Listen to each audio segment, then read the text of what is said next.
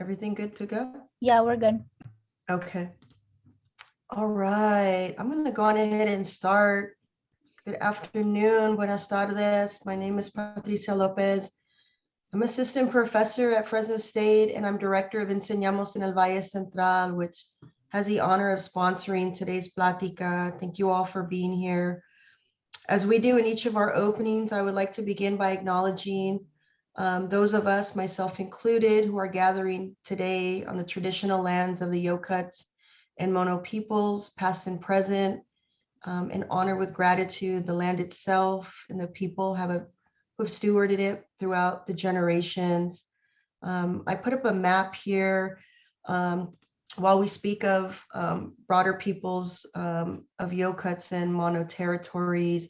My colleague Amber Esquivel from the Native American Initiative has put together a really thoughtful map here showing and giving, just lifting up specific tribes within these different areas.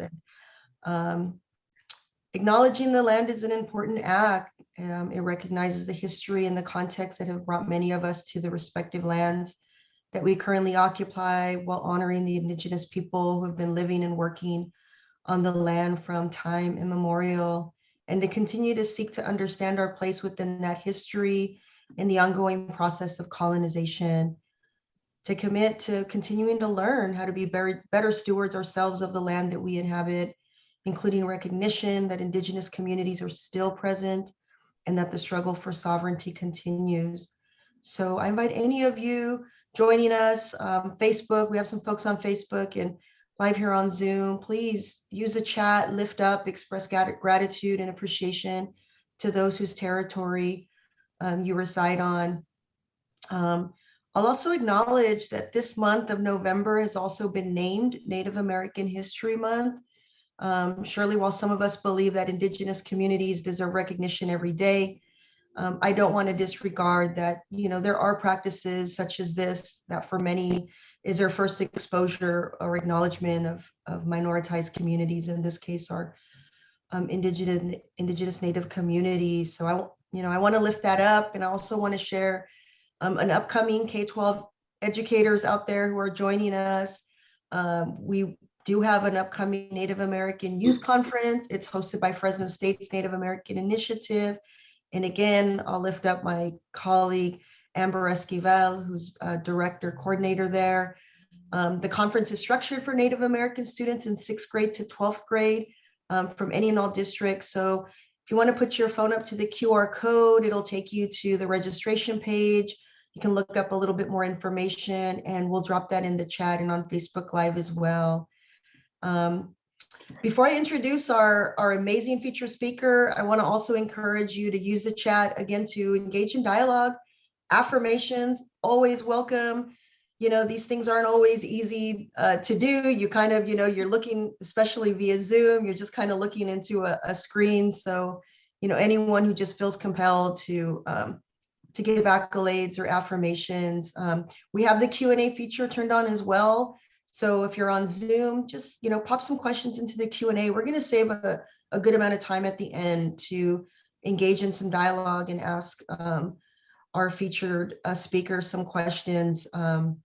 So use the Q&A. And if you're on Facebook, we do have the magnificent Maribel, who's observing and monitoring our Facebook. So she'll bring over any questions if you're on Facebook Live. So with that, I'm going to introduce our featured speaker, Selena Martinez. Sorry, that just came out naturally. So Selena is originally from Selma, California, here in the Central Valley. She currently resides in San Francisco Bay Area, where she's been for the last 15 years. She's a mother, patient advocate, racial equity activist, and social entrepreneur. She's a co-founder and executive director of the 559 Mural Project, an organization dedicated to addressing racial injustice and socioeconomic inequality through mural art and community dialogue. Selena interacts with many diverse, intersex, my apologies. Her intersectional identities consist of just being a proud daughter of retired Latinx migrant workers, who've worked the land here in the Valley, part of the LGBTQIA community, and a carrier of a hereditary cancer condition. So all these identities have all played a significant role in how she interacts with people, builds relationships, and approaches situations. Selena received her Bachelor's of Science in Cellular Biology at UC Davis in 2006, and then began her 10-year journey working at the University of California, San Francisco, conducting scientific research and then addressing healthcare inequalities as a patient coordinator in cancer genetics. She's smart, folks. In order to address healthcare inequality, she decided to pursue business school. While there, she found her professional calling to be part of a collective solution to create more just, equitable, and inclusive communities. In 2019, she received a dual master's in business and public administration from Presidio Graduate School. So just a wealth of knowledge from across the board. And I'm honored, I'm excited to bring her into this space. And so with that, Selena, I'm going to pass it to you. Welcome.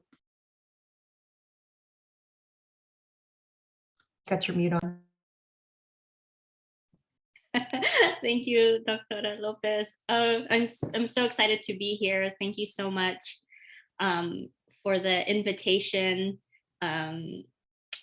to be a part of this Plática, Dr. Lopez, and share my journey in addressing racial injustice and socioeconomic inequity in my work in the 559 Mural project. And yeah, just being a racial equity leader is hard work, but I can't imagine being a K through 12 educator. It must be so exhausting, and especially through a global pandemic. So thank you for all the educators that are here tonight. And as you know, Dr. Lopez, art is really integral to children's learning experience, where art can really generate creative and innovative beings. And but also art can be that point where we're also creating thoughtful and empathetic people.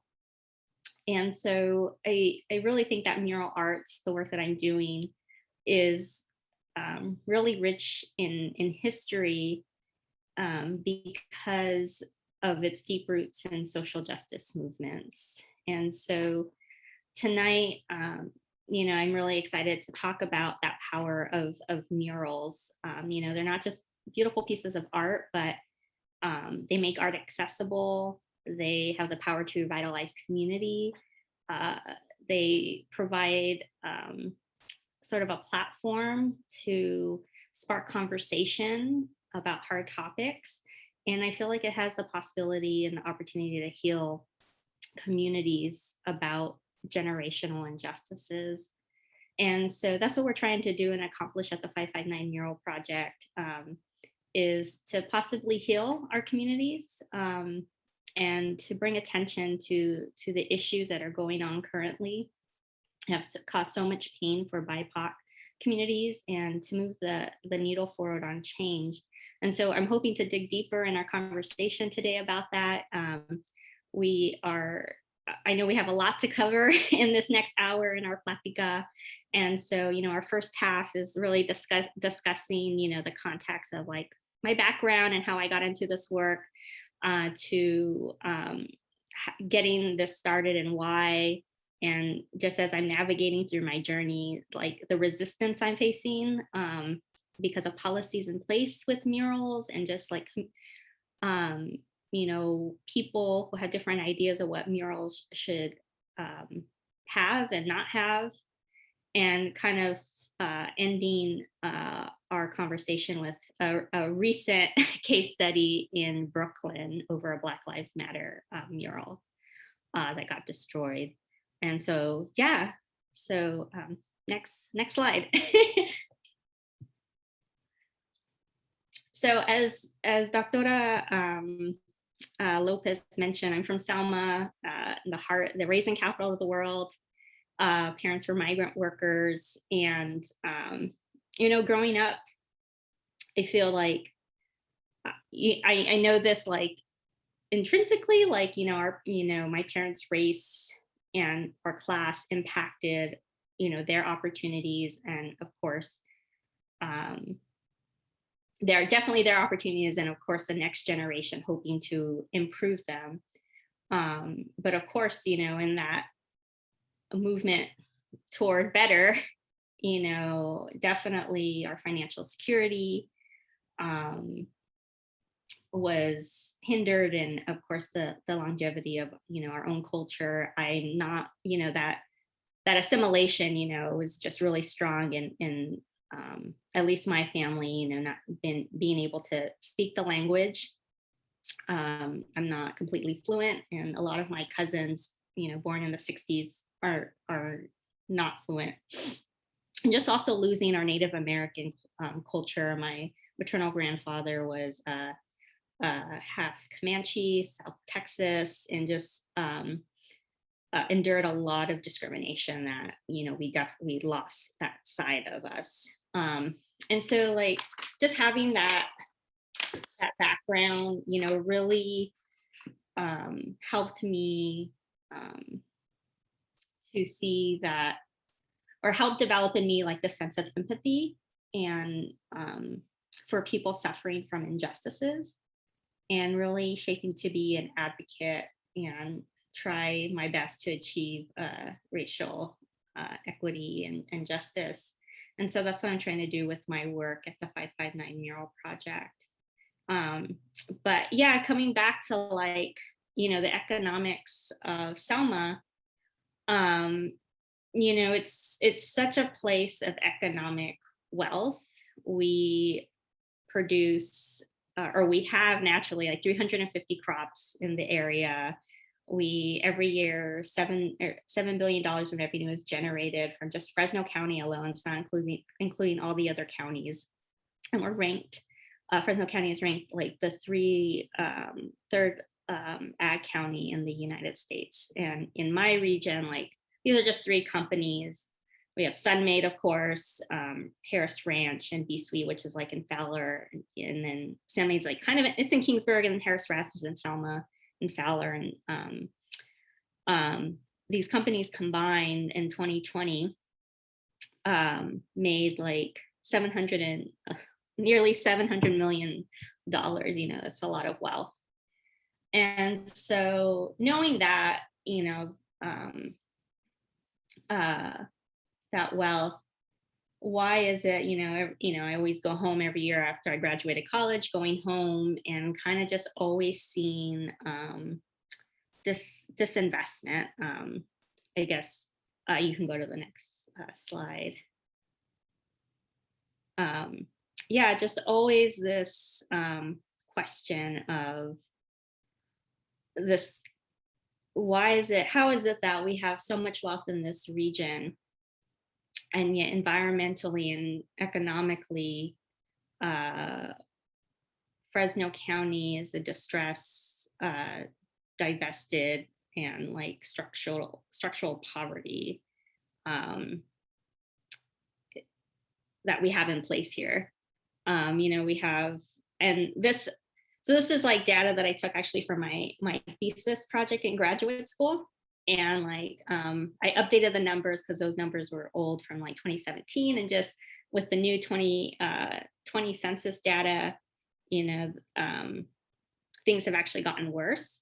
Like the median household income has reduced down to 41,000. Unemployment rate, it went up to 9%, and the poverty rate went up to 24%. And this, of course, the median household income is like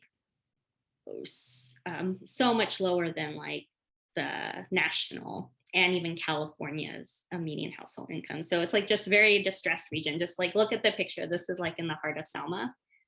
And this data reflects Selma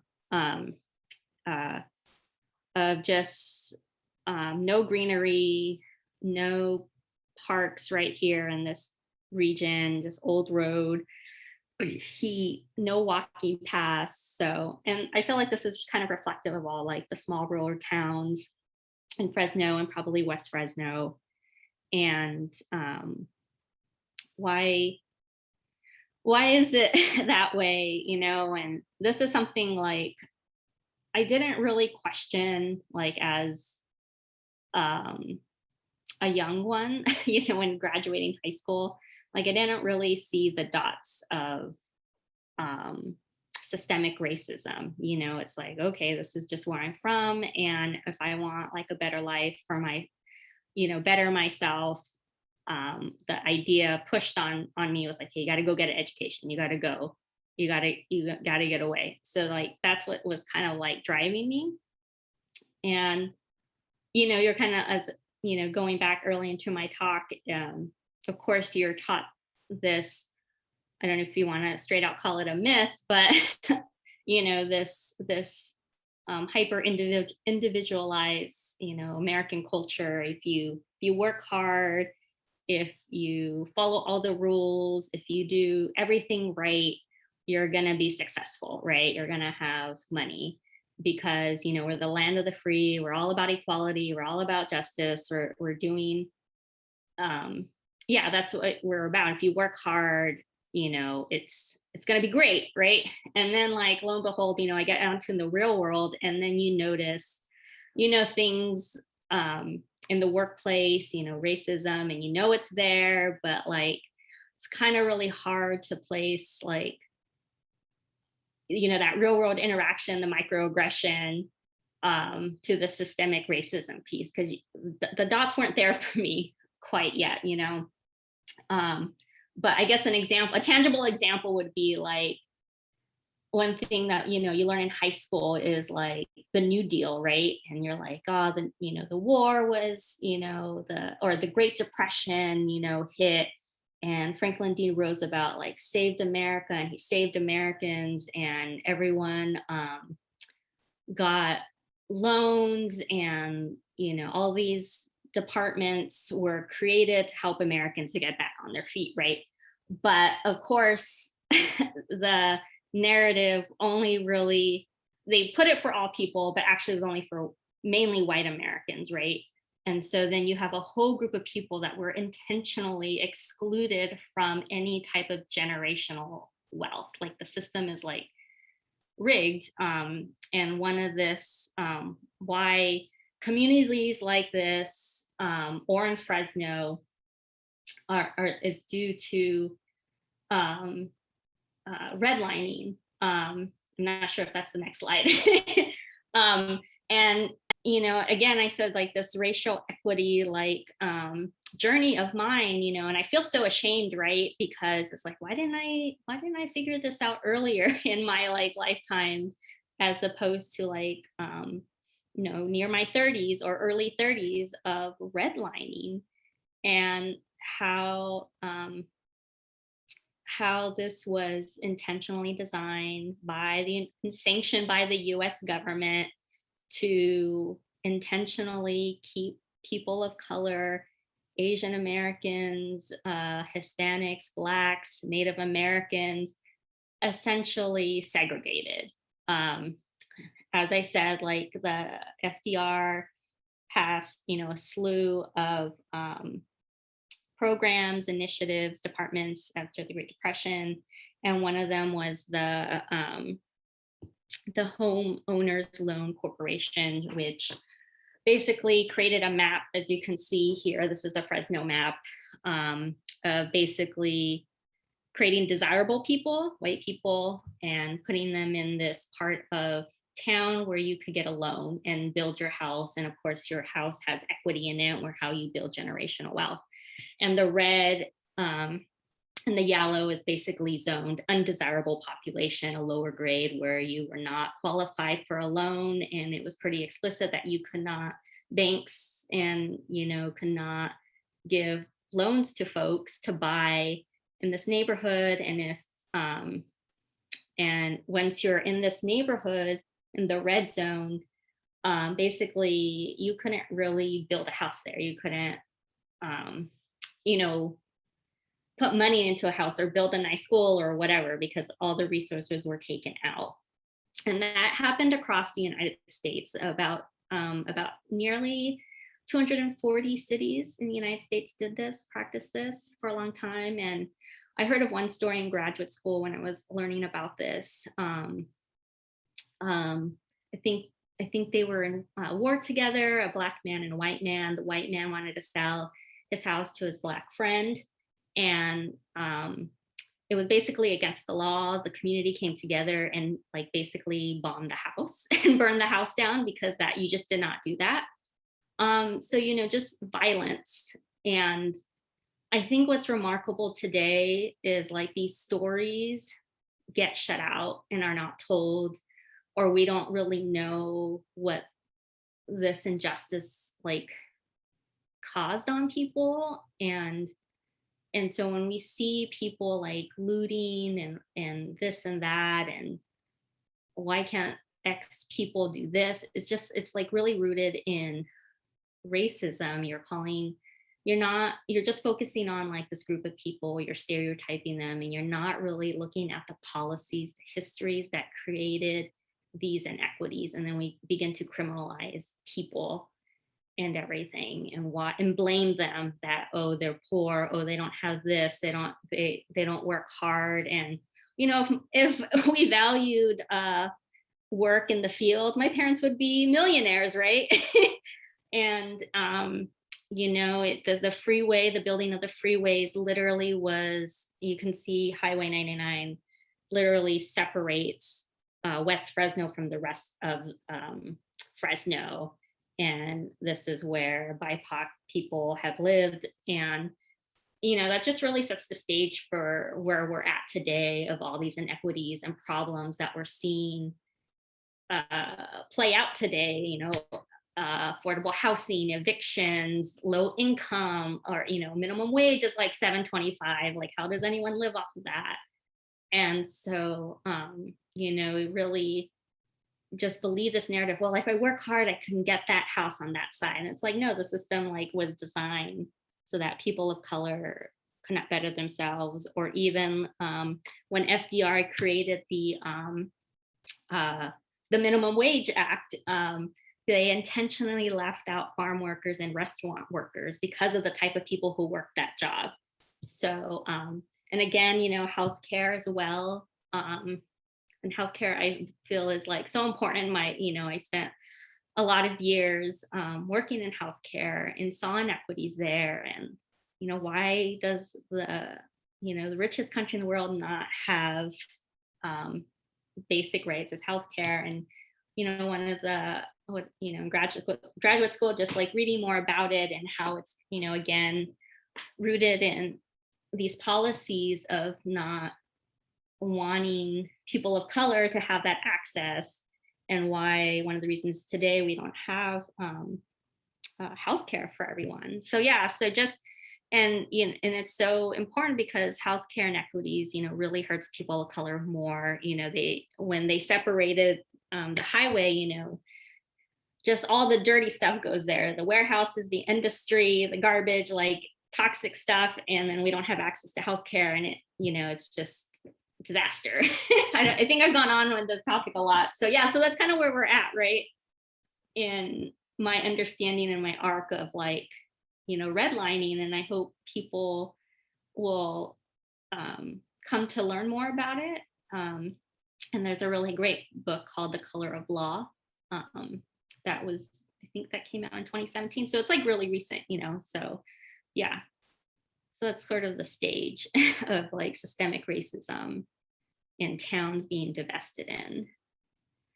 And then another piece that I found very helpful, like in my journey as an racial equity leader, is like kind of breaking it down of the different types of racism, because you kind of just think of,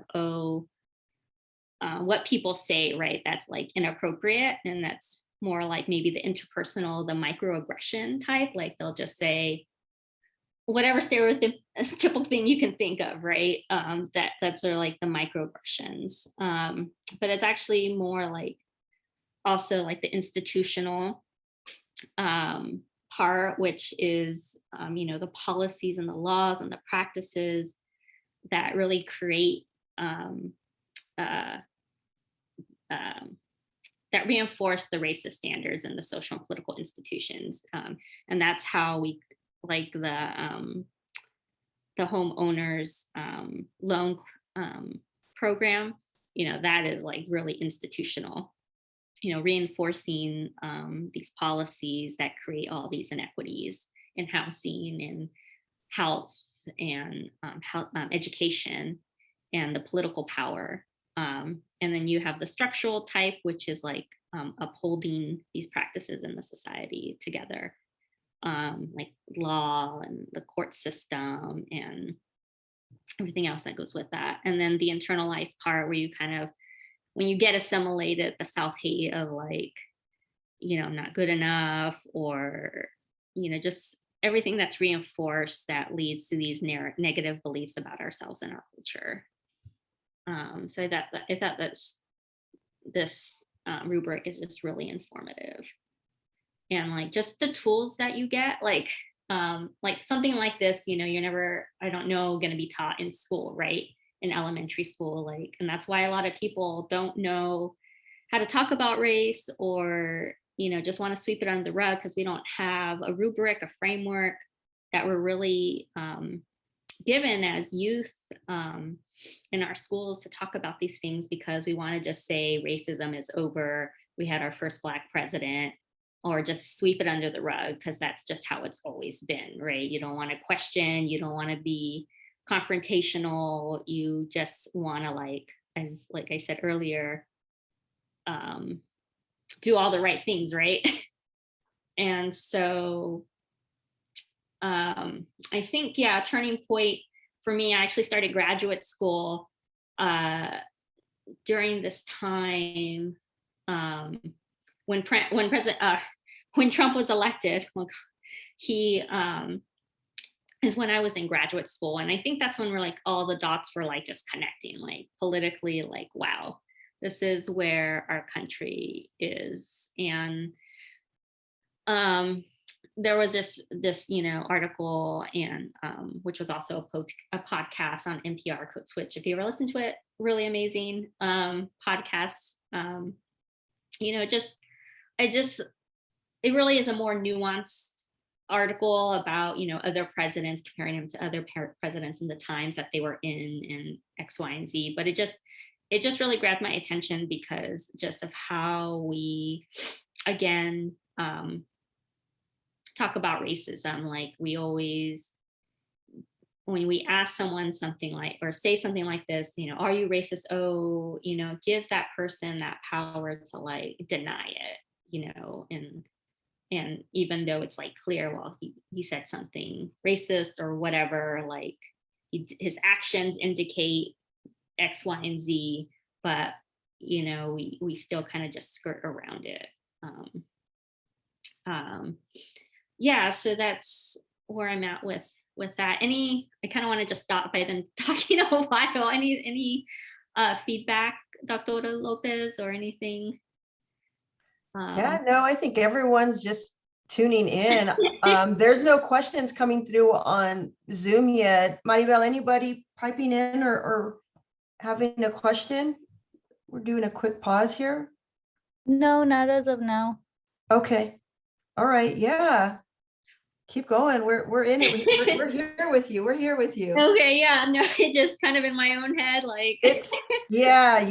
The Zoom thing is kind of different than being in person when you can feed off of audience. So right. Yeah. You're good. You're good. Yeah. No, just living in the last 5 years has definitely been challenging. I'm sure for everyone who kind of shares similar values as myself. And so, this has happened, and I think we can move on to the next slide. Yeah, so we have that, and Trump and getting out of office last year, so last year, early this year, but 2020 was just like a blur, right? January came, I'm like counting down the days before the election, and the pandemic hits, and and you're just like, whoa, what's going on? And then you see like things just play out. And at the time, I was actually working at a nonprofit, the Unconscious Bias Project in Oakland, and I was, just volunteering, kind of learning to like do more racial equity work with the group and learning about bias and diversity inclusion. And so all in the middle of that, the pandemic hit, and then you just see the rhetoric, the violence against Asian Americans, Chinese Americans, Chinese, and other Asian groups in the United States and all around the world. And my colleague at the organization was like, we got to do something like now, like, and we're like grassroots organization. And we start just kind of messaging, putting out there and providing tools like how to combat this and what can you do to be like an ally and be supportive,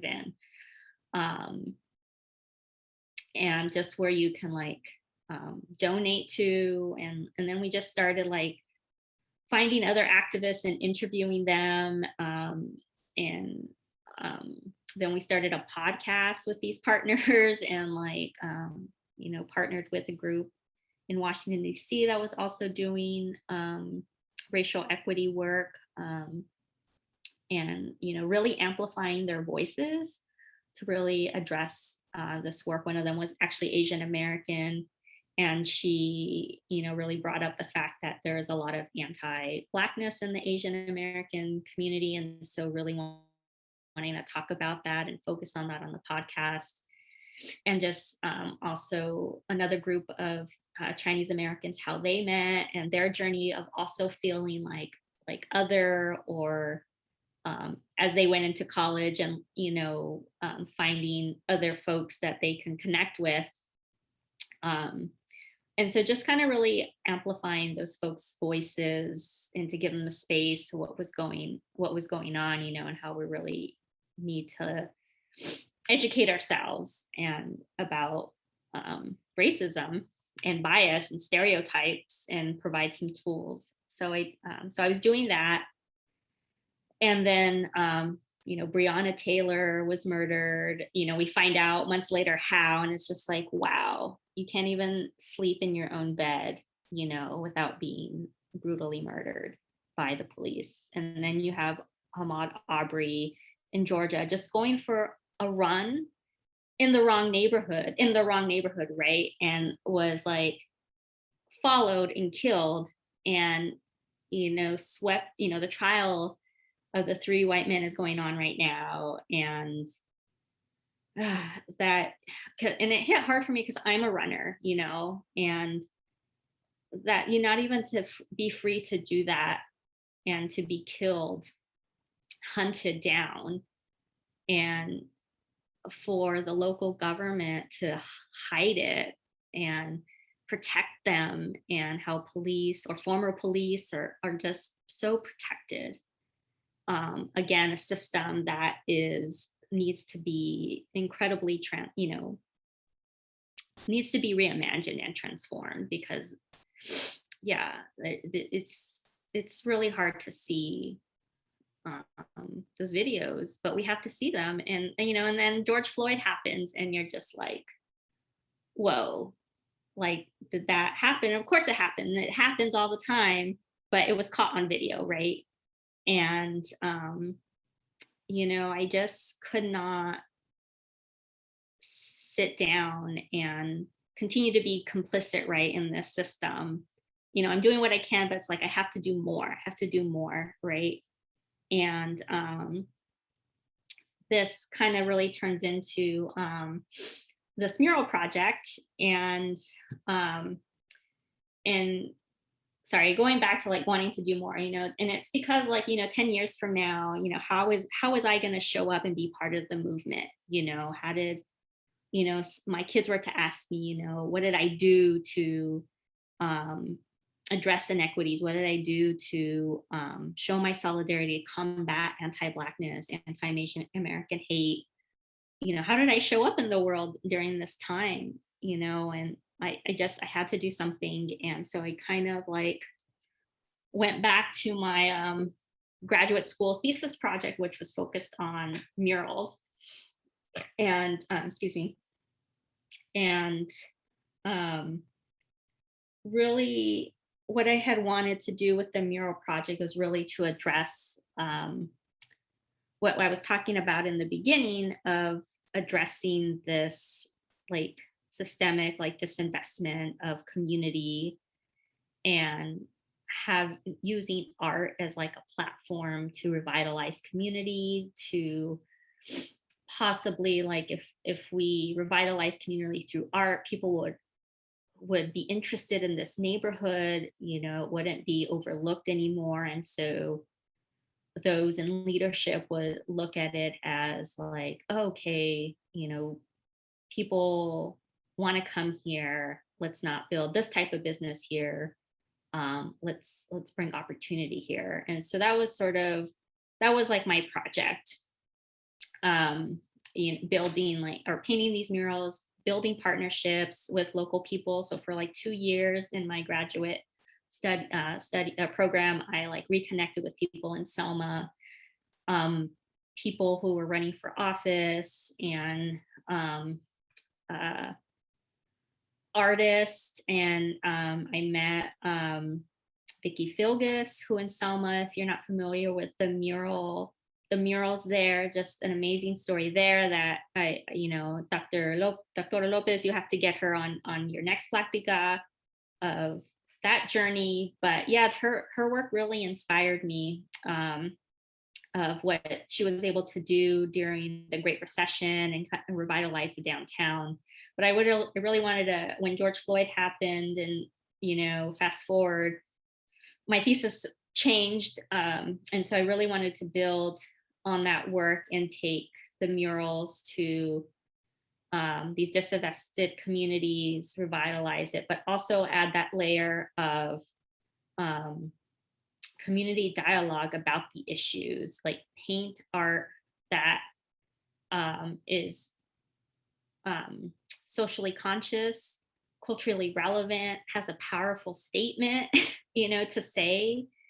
And because we need to have these conversations, we need a space to talk about these difficult things, and how it really impacts the community. And so that's what I was really going for last year. After George Floyd, I got together with friends from my hometown in Selma, and we organized the March in Selma, racial equity march. And then we also did one in Kingsburg. And so that was really like energizing and motivating. And so we had this energy, like we have to, oh, maybe the slides are going a little too fast, sorry. Maybe go back one more. Sorry, yeah, thanks. So yeah, so I was just really energized, and with my co-founder who's on the picture there, Selena Martinez, with her children painting with the artists at our first Mural de Colores. Yeah, it was just a really amazing time, and we knew we had to get this up fast, and it wanted the momentum to wane. And so it was just really meaningful working with the artist, and it was like homage to like the Chicano mural movement. We really wanted to tie what was happening to today and tie it back to the past. Like this journey for racial equity and justice is like ongoing, and so we have this protest scene. We have Dolores Huerta in it, and as you see, Cesar Chavez, and all these like progressive like signs, protest signs on there. No human is illegal, water is life, si se puede, make art not war. So really just working on that. And then on, it's not shown here, but on one of the sections we have BLM to really show our solidarity with the Black Lives Matter movement. And then of course the next slide is really our respect to like or giving recognition to like what is going on at the border, what has been going on the border for many years, and really just let's see, so many things going on at the border under Trump, injustices, kids in cages, everything, immigration. We just wanted to give attention to that because it's just really serious. So the gross human rights that are being violated here in the United States. And it's just so wrong. And so it's just really awesome to be in community with people, with kids coming, dancers, just giving that cultural appreciation with their signs. Like there's, people in Fresno County and the rural communities that really care about this stuff. And, people are showing up. And so that was just really awesome experience. We had a really powerful speaker. I don't know if you know him, Iman Reza. I'm gonna mess up his last name. I'm so sorry. I'm just gonna call him Reza. But he was there and he just said some really amazing things about all the human rights violations, not just with what's happening at the border, but also in Palestine and those issues there. And next slide. So that's sort of the work we're doing. We want to continue that work. But of course, we're a grassroots organization. We're fiscally sponsored by the Fresno Arts Council. And, this last year has just been a total ride because I've learned so much just about myself and talking about racial equity and systemic racism, and because it's not easy. There's a lot of history there, but also, funding is an issue. But also one of the things that I guess a little bit surprised, but maybe I shouldn't be surprised, just the local policies and what I've learned from artists here in the rural communities where we want to paint, of how there is not so kind of friendly policies and pathways to paint a mural. You're thinking, oh, a mural, okay, everybody's going to want a mural, but does everyone want a mural of what we want to paint, right? And so navigating those waters have been not so fun sometimes, kind of have to put on strategy hat on and how we're going to navigate this, and leadership, like how are we going to get people's buy-in and what we want to paint and things. And so I haven't done fully research on every town in Fresno County, like Parlier and Dinuba and Wheatley, but they have some sort of process. They're all a little bit similar, a little bit different. For example, Sanger has in their mural process, I know I'm starting with Sanger, just because I feel like it's the most extreme that I've seen. And we got kind of the runaround. They have in their policy that you cannot paint anything political on your mural. And so you're just like, wait, what? What do you mean? Everything's political. I remember talking to the mayor, well, everything's political, right? So, or you can make it political. And so I don't know if they were just wanting, to meet us in good faith, but I think nothing really happened after that, just because I know it was a busy time last year with the fires going on and COVID, but they'd given us permission to paint on the youth center. And then I kept waiting for them to respond to me, wait, because it was just this very not vague, but it just seemed like a lot of barriers to get approval. We had to get approval for obviously the city to let us paint on their city building. And then we had to go back and get approval from their economic development group. And then we had to like show them our mural that we wanted to paint. And I don't know how many sessions we were going to have. And then we had to go back to the city and get approval for the mural imagery and then go back. Like it was just like this back and forth. And it was just really hard to get like confirmation at times, it felt, of this actual process. And then, I've heard from other artists, like, even if you get the building owner's permission, but you didn't go through the city, they will come and paint over it. Like Sanger is notorious for that, I've heard, and so, and knowing that, I'm not sure if towns are aware that artists have rights, and they're called VARA rights, Visual Artist Rights Act. And so if an owner or someone's gonna like take down your mural that's already in the like public sphere, you have to be, the artist needs to be given notice. I think it's 60 or 90 days before like you destroy it, or else you can like sue them. And I'm not sure if Sanger or these other little towns know that. Or if even artists know that, like you have rights. If you put a mural that, if it gets destroyed, you have rights to sue them. And so, yeah, it's hard because like we don't have leverage because we don't have money per se, right? To just kind of go paint. I would really love to just test the idea. Let's just go paint and see what happens. And that's just Sanger. And then I've called to Fowler, during the pandemic, no one called me back like, is there a policy? I don't see anything online. Can you just make up stuff up, if you don't like what our motto is. And of course, we have Selma, which I'm from, and because of this history that Vicky has established, it is a bit of a process, and I hopefully I don't put my foot in my mouth because one of our murals is pending approval right now with the city, excuse me. But, it is this process where you have to go through the Arts Council, Selma Arts Council first, and it's not written in their policies, but it's been told to us verbally, we don't want to see any gang violence. We don't want to see guns. We don't want to see alcohol or this or that.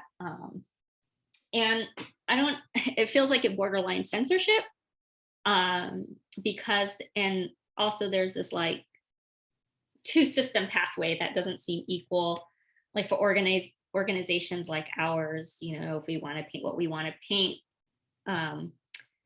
we have to get approval. Whereas a business, if they're painting something that is related to their business, then it's okay. They don't have to get permission from anybody. And so what if that business is like a liquor store and they want to paint what I just said, right? Beer and maybe alcohol and whatever, like, are they going to be asked to like take it down? Like, I don't know. There's just a lot of questions that are kind of unanswered. And again, like there's no support, like, from the Arts Council to help support us. There's no money for that. And so it just makes it really hard to paint murals because of course, we're grassroots and trying to get donations and have to think, how are we going to raise money? This mural right here, this is one of the meetings with the city council. And this is our next mural, Educate to Elevate in the Barrio, which we hope to paint. And we're postponing it for now. But yeah, just we're hoping, the mission, the imagery, as you can see, it's very positive. It's very culturally relevant. We have dreamers on there, that's subtle. It's more subtle of the issues that we want to like bring up, like dreamers, it's not like in your face in a way, because we're not sure if that would be well received. And that's the other struggle that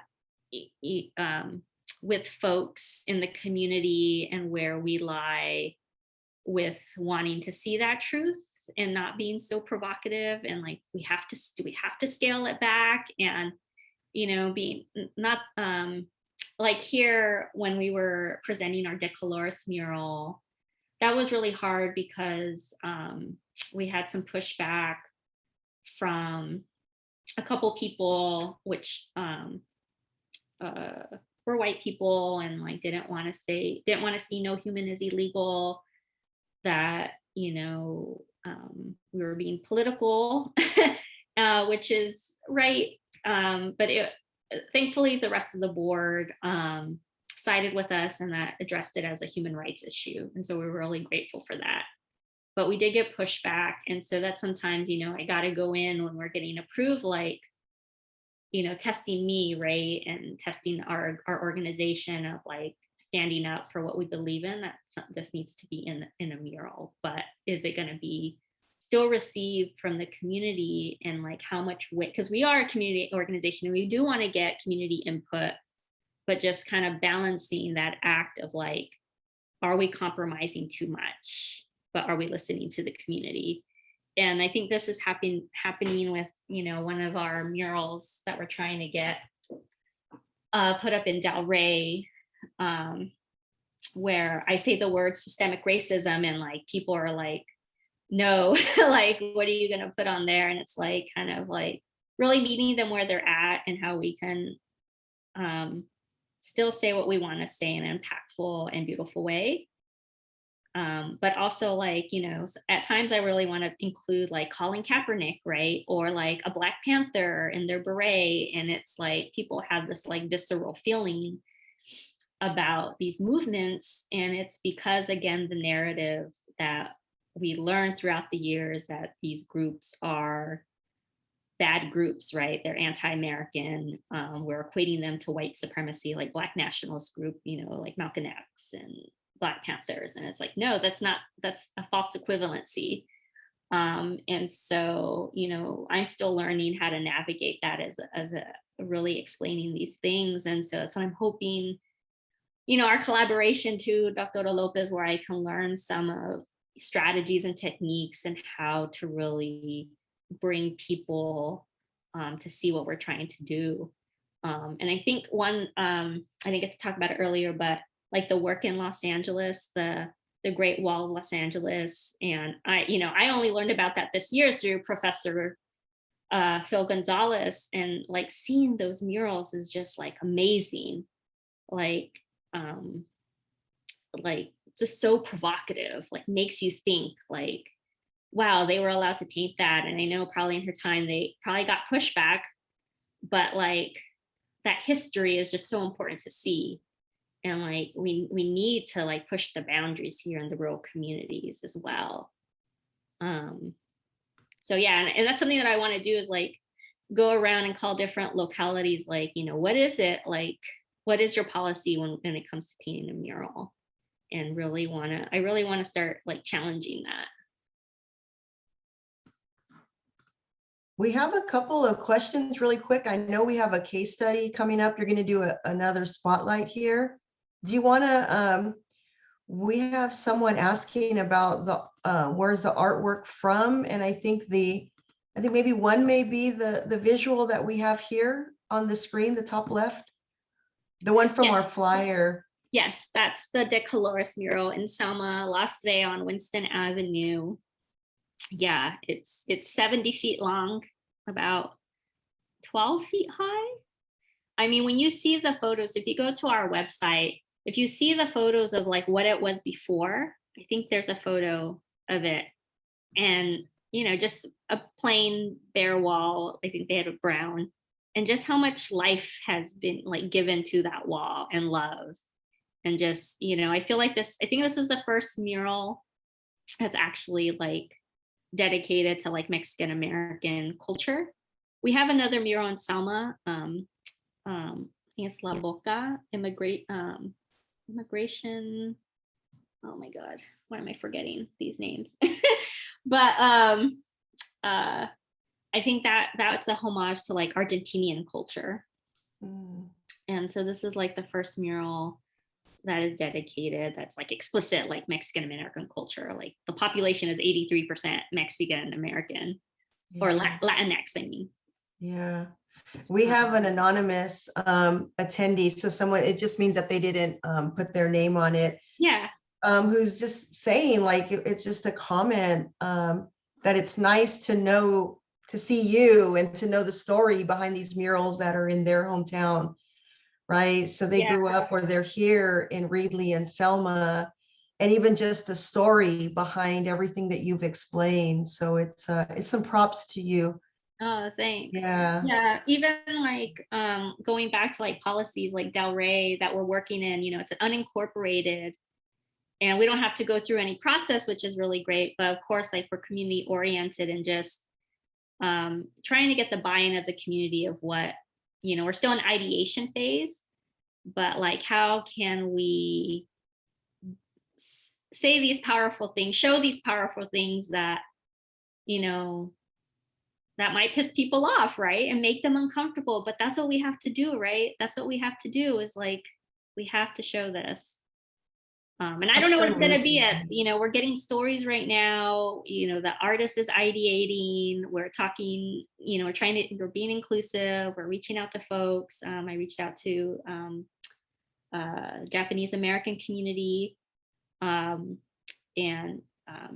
talking to folks whose parents were in the huelga and the pilgrimages with Cesar Chavez to Sacramento. Like, we're talking to folks, you know, and so just kind of doing that dance of balancing everything. And, you know, you can't make everyone happy at the same time, right? Yeah. You know, Yeah, especially when you're taking on these very contentious issues, right? right. Things that force a lot of us to look in the mirror, and that's not always, you know, some people aren't there yet. They don't want to look in Right. the mirror and look at, you know, the role that we all can find ourselves playing in these systems of oppression. Right. Yeah. Yeah. Selena, I know you have, because I got a sneak peek, everyone. I know we're getting some questions about getting involved. So I'm wondering, should we go to the next slide? So should we talk and bring it? I'm thinking we bring it a little bit more to even the school and the connections with K-12 schools. And then I think we open it up with some getting involved conversation. How's that? Yeah, no, this sounds great. Okay. Yeah. And so let's go to the next. Yeah. And just so for folks who just joined, we're going to upload, there's an article. Selena's going to talk here about a project, and we're going to upload an article for those of you who want to just kind of take a look. So we'll put that in the chat for you. Go ahead, Selena. Oh yeah, no, this case study kind of just fell on my lap this week, maybe. I think I sent it to you maybe last Friday. Last Friday. Yeah, it was after our prep conversation. This is a case study in Brooklyn, New York, with the local elementary school. And there's actually a really happening nonprofit that's been there, I think, for 25 years, Groundswell. And I actually did a case study on them for my graduate work, and how they revitalize community with several murals. And they're really beautiful if you check them out. All their work is pretty amazing. So anyways, you know, what's going on in today's like with our racial equity and Black Lives Matter movements. And so the school partnered with this group, because that's what they do. They partner with schools and other local organizations to get murals up, and the kids actually participate, and the kids actually painted, and they get their feedback and what they want to see. And so this is what the kids wanted to see, you know, Black Lives Matter. And I think there's also like giving voice to like Black trans folks, and how, again, this is politicized, and talking to the different groups, and they're not sure who gave the order to the custodian to destroy a part of the mural that they didn't like or didn't want to see. And so that's what happened. And someone not, you know, they're not taking ownership of who gave that order, right? But, you know, the article goes and talks to different folks who support the mural, you know, that it represents them, you know, the times that we're in, they're, you know, just very supportive. And then the kids being hurt that it got destroyed. And then the parents on the other side saying that we don't need to see this, or this is political. Why is it just focusing on Black lives? And this is even interviewing Latinx families and parents who say that it's not inclusive, like it doesn't include us, and we're also being marginalized, and racist, or things are happening to us, right? And I just find it so interesting. Dr. Lopez, your take on all this, and just recognizing, I guess, that anti-Blackness in Latinx communities as well, and how strong that is as well, and kind of navigating that piece. Yeah. And I mean, I think that that's an important topic to take on. This goes back to putting up the mirror, right? What do these things, right? What does anti-Blackness, right? Anti-indigeneity, anti-trans, homophobia, what do these things mean, even within other communities of color? And I think this case study that, that you brought forward is kind of like wrapping up a few things together, right? This ongoing conversation that we're seeing in K-12 schools about the pushback against the teaching of critical race theory, right? Anything race, how frightening, how, disarming, how inappropriate it is, regardless of the fact that young children are living their lives as racialized, beings. And so, this mural takes place in a community, in a school that's predominantly Latinx. I think white students are the next largest demographic, and then Asian and Black are 9 and 10 or 12% respectively. And so it's kind of, and there's a lot of anonymity, right? And so this mural is explicitly, honoring the experiences of, Black, the Black experience, Black trans experience, and the way that becomes very triggering to the point that they demand for it to be taken off. On the one hand, but the other thing in the article that's very good towards the end is it's also acknowledging what happens when administration are not prepared, right? So it also speaks to people who are running our schools who are not equipped or prepared to mediate race relations. Right. Yeah. No, and I really just love this example because of these complexities that it brings up, these hard, contentious issues, because, like, I would love to paint at a school. We might have, but there's going to be a lot of rules and unhappy people, and then the funding, like who's paying for it, and then and I just wish that we could just be more honest with ourselves in our education system, that these topics need to happen, that need to be talked about, and what better way than to use art and representation, and then you have the K through 12 teachers, administration that, like you said, do not have the tools equipped to deal with all these things, because again, like I said earlier, we just want to sweep things under the rug and pretend these things don't happen, and then these kids get to reality and it's in your face. And so if we're not ready to have these conversations, when are we? People are being murdered by the system, by the state, and when are we going to get tired of that? When are we going to get tired of this oppression?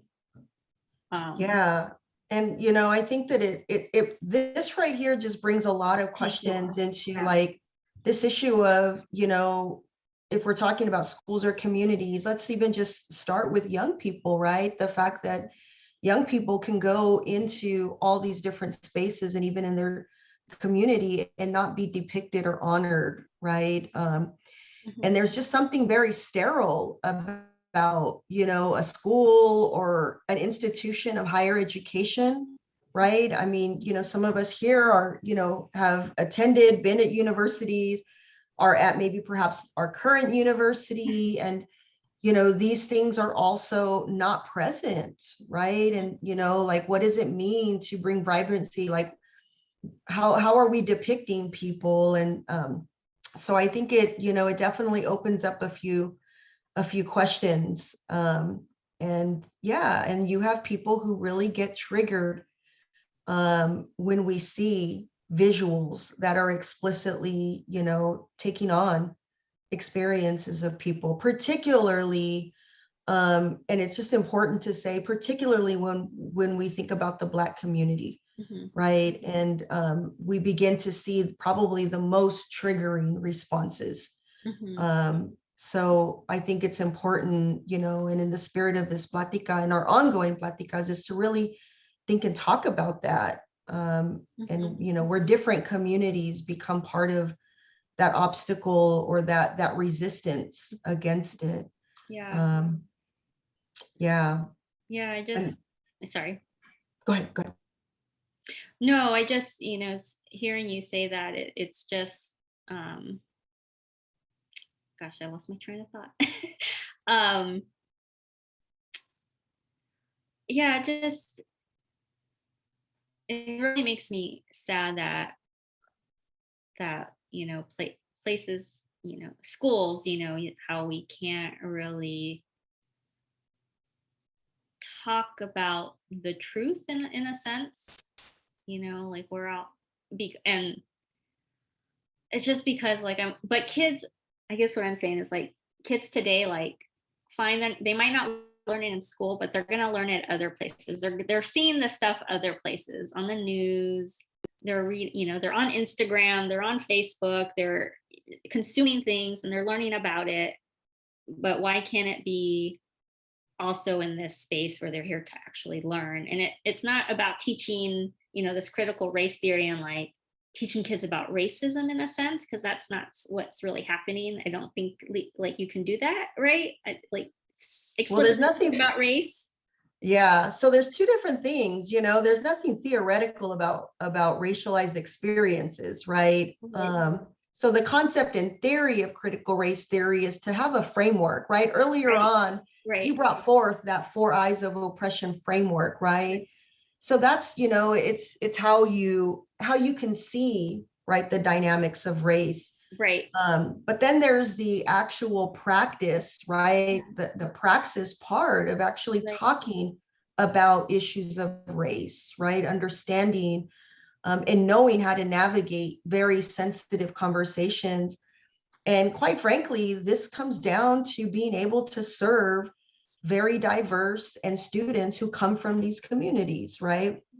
And this article is clearly showing that we had here was a situation where we had 2 Anglo leaders who were, pretty incapable of mediating race relations. And we could argue that these things persist, right? We can argue, and myself being in, teacher education, preparing future teachers for working with educators for quite some time, like these are things that we know are occurring. We do know that unfortunately, we still do see, individuals who are overseeing classrooms and overseeing schools who, quite frankly, are not equipped and, in fact, are become very adverse, right, when it comes to explicit experiences or expressions of race, right? And whether we talk about it or not, and some of my students may be on here, I tell them all the time, whether you choose to talk about it and engage it or not, young people are going out in the playground and it's going down. Right. These things are happening. These conversations are being had, these tensions, if that's what it, manifests into. And so it's almost stepping back, and it almost becomes an issue of adults, right? Yeah. I mean, it's adults, incapable adults, right? Because we're not equipped ourselves, like that. And that's what I remember my graduate school teacher saying, we're not equipped as adults to deal with race. We're not given the tools early on to have these uncomfortable conversations, and she's right. And Yeah. like, that's where, like, with me too, like, just my own personality of like being confrontational with folks, and I want, in my head, I'm like, rah rah rah, no, you want to say this and you want to say that, like you're being racist, right? And like, in a way, I have to step back, like, do I want to say that to someone? Do I want to call them out? Like, just even like how ingrained that is in my head, because like, that's not okay, you're gonna offend someone. You're that, because that's like the biggest offense you can tell someone, Yeah. especially if Yeah. they're white. And I don't know, so man. I think the biggest offense is to like you have to call project it out. project Yeah, racism onto someone. But I right. hear you. I Yeah. hear you. So just, and Yeah. that's something I still try to work on as a, as a leader, trying to be in this Yeah. space because of something that has been so ingrained in me and taught of just white supremacy, like my narrative, like I have to respect this, I have to respect this rule and that rule. And I remember the first time I wanted to even protest over like the bilingual education, I think it was back 1998 or something. Yeah, that's right. I remember my white teacher saying, you better be careful if you're going to go there because you might go to jail and just like ruin your career, right? This idea of fear. Yeah. And like, even though you're supposed to like, fight for what's right, and like you're putting your life on the line, and just, yeah. And like, now I know it's like, no, I gotta fight for what's right, even if it means I'm going to jail or whatever, right? Or, because this cause is just so important to me. Yeah. Well, we have some people who are, we got a couple in the Q&A, and then we do have some comments of people wanting to know more, how maybe we assist with a new mural project, getting information. Maybe we can drop some of that in the chat. We can drop the website for 559 Mural. Maybe if you want to speak a little bit. Another person who came in a little bit late. So are you working in collaboration with other artists to create these murals, or are you creating the artwork on your own? So maybe talking a little bit about process. I think you spoke a little bit about that earlier, but how these things come to life. Yeah, it's, the town that we feel like we can, if we have the funding, if we feel like we can get the funding in the town, or right now we were able to get a small grant for Del Rey. And so it depends, I really want to honor, like, just in the art field, a lot of artists not getting paid for their work because it's just this type of work that people see as like not valued, and want this artwork to be done for free. And like, that's something like, no, we need to pay these artists. And so, yeah, so that's one part of it, the funding. And then I, reach out to the first mural we worked on, that was a lot of help from Vicky, because she was really well connected in the artist world. So introducing to Model and Ariel and Mike, who've done murals in Selma already. And so it was just really a natural fit for them to help us with our first mural.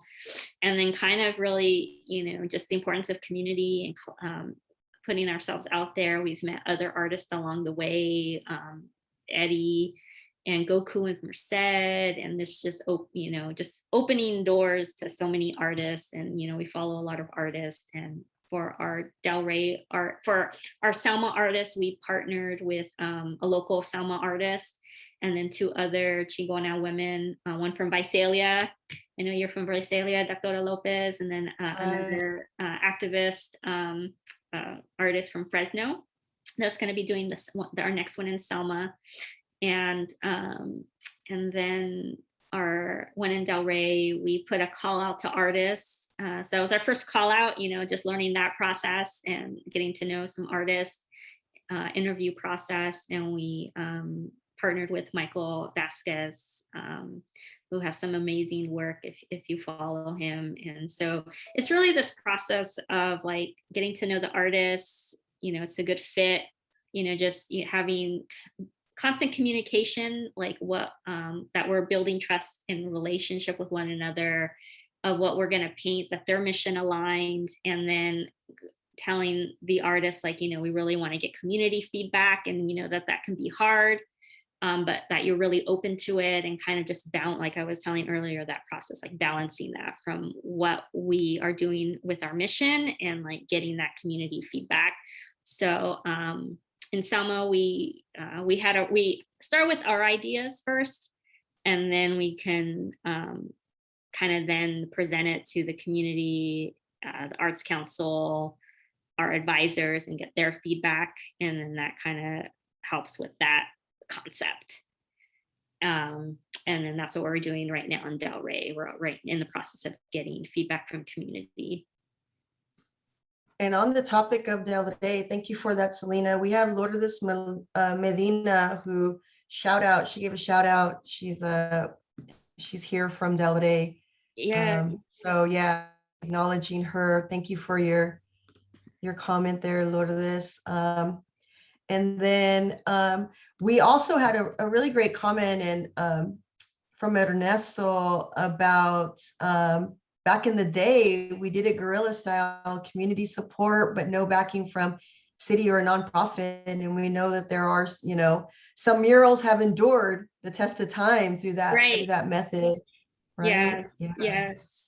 Yeah, and I respect that method as well. I remember Phil telling me that that's how they did it back then, and it's hard. But we try to, we're trying to raise more money so that we have just to value that work, and because this is an artist's full-time work is doing these pieces. And but another person who you should also talk with, Dr. Lopez, is Brenda from the Restorative Justice for the Arts in Los Angeles. I've only met her once on a Zoom through our participation of showing this amazing film, Alice Street, which is also about murals and how murals bring community together when dealing with gentrification and that whole system of housing, which is rooted again in the redlining here in the Bay Area, people getting kicked out, neighborhoods getting gentrified, and this concept of displacement here in the United States. So I met her through that, and she's amazing, and she's doing work, with the youth, and also financing the murals is an issue, but she's kind of like, again, like you said, guerrilla style, like we're just gonna paint, like whatever, we got to get it done. People are willing to do it for free, and so that's sort of her ethos and strategy to get this work done. And so there's a lot of groups out there I've learned. There's one in Monterey. There's another group in Atascadero that's doing the same thing. Of course, the Spark in Los Angeles. Philadelphia has an amazing mural program that's like fully funded, that has amazing murals. And of course, Groundswell in New York. So, I mean, it's proven already that murals like revitalize community and bring economic development, and and then this piece that we want to drive is let's talk about these hard issues and make change, to move the needle for these communities that need to be seen, that need the help, that we need to tackle and dismantle white supremacy. That if we're really the United States, the land of the free, the richest land, then why aren't we there? We're hypocrites. We are. Yeah. And we have some comments that really speak to that about being part and seeing. I think we got some really great comments just about making that connection and how the arts and mural art can be used in that way. And also the community representation. I know we have some Fresno State students on here, future teachers on here, and I really love that they're making that connection as well. So important. I'm going to do a scroll. I know we have 5 minutes left, folks. Man, this went by pretty quick. So I want to go back and speak to some of the comments about getting involved. And so we have we're past Q&A right here. Let's go. And we'll go back, we'll talk, we're also having another for some of our, hey Daisy, thank you for identifying yourself out in our rural residency. Speaking of west of 99, right? Daisy's representing that area. Thank you for being here, Daisy. We'll share some of this info, but before y'all go, I really want to encourage you. We always get feedback from everyone who comes on and joins our Pláticas or any of our events. On this one in particular, there's a question. Go back to the survey, please. Oh yeah. We're going to drop that in the chat because Selena and the 559 Mural Project does want to, work with us to begin to create a group, a collective, and particularly thinking about K-12 educators and young people, higher ed, folks in higher ed, to think about, mural art, thinking of our campuses as a community, right? Schools, universities, like these are communities in and of itself. So everything we've talked about here is from the standpoint and really thinking about it from the perspective of external, like community. But it's important to also think about these things within the campus community. And I know some questions came up about pedagogies, right? Like how we're talking about these things with young people. So put the link is, I think, here in the chat. The survey is in the chat, and you can put your phone up to the QR code. But share your email and your interest if you're interested in being a part of this. We have, some other, current high schoolers. We got some teachers, folks who, are also interested in being a part of conversations like this and seeing this kind of work even come into their campus community. So, yeah. Yeah, no, thank you. Yeah. Yeah, no, I really appreciate this because I'm still, as you know, I'm here in the Bay Area, but trying to still build our community, our organization's community of who we can partner with, how can we get our message out, how can we get more support, and to be connected to educators here and your connection, what you're doing with your work, K through 12. I mean, that would be so fantastic. We would have a bigger impact because that's what you're trying to teach and equip teachers with. Yeah, bringing young people into this conversation, right? And this is the restorative practice, right? I mean, right. For young people to also be part of the creative process, right? We're gonna do some spotlights. We'll do a spotlight on a campus mural project, and just the healing that happens for young people to be able, to be supported, to create something that reflects them, their identity. It's just really important. No, definitely. I mean, I would love to do so much more with our project, should we have funding, I know we're going to get youth, the Boys and Girls Club, to help with our next 2 murals, but, it would be really great, to get people that have, I'm not sure if I'm going to say the right term, but have been in the system. Yeah. Former, just who've endured the system. Right, who've endured the system, who've endured the unfairly, system, to probably tell their story. Yeah. Tell their story, to be a part of telling it through art, and being part of something really great. Because that's what we should be doing instead of our current system of punishing people. Yeah, absolutely. Yeah. So we are at time. Thank you everyone for joining. Maribel, is there any questions coming through Facebook Live or anything that we need to take pause? No, we're good. Okay. All right. So please, if stay connected with us. We'll have more events coming up. Selena, again, I cannot thank you enough for just being here and just sharing your story and sharing your work. Yes, thank you so much again. Great.